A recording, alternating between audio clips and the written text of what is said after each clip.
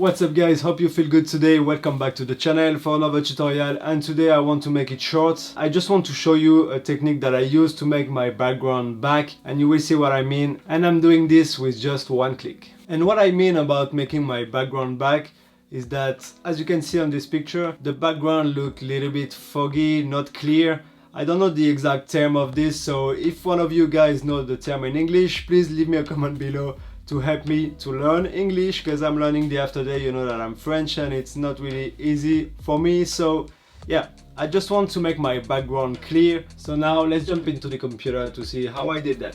So as you can see here, this image looks great, but the background, I think we can make it pop out of the image so much better and looks more clean and more attractive. And what you can do for this, you can just use the brush tool. So you can click here and then you can just add some dehaze like 10 or 15 or 20, it depends, but let's start with 15. And then you can just change the feather and the flow. You can put it to 100% or less, it depends of your choice, but let's keep it at 100%. And then you can just brush the background here. And as you can see, immediately it looks so much better and it pops out of the image, and it's a really nice thing and I love doing this. And after that you can just adjust it if you want less or more, it depends of your choice. But as you can see, it makes the background so much better and so much cleaner. This is just what I want when I post some picture.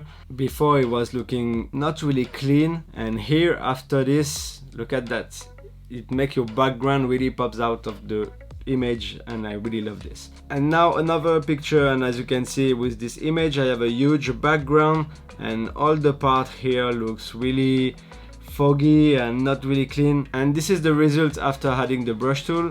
As you can see, it's just a little bit, but it makes my background so much better. And if I want, I can go higher, like 15 for me, it's always the right spot for this. Now let's do the same with another picture. For the mountains here, for example, add the brush tool and then go into the mountain and just brush everything like this. For me, it's a small adjustment, but it makes all the difference in your picture when you have a background like this. And it's nothing crazy, guys, but if I do nothing, it's like this, and if I go higher, it makes my background really great. When you have a huge background like that, you can add different brush tools. For example, you can add a new one, and then going here and brush again.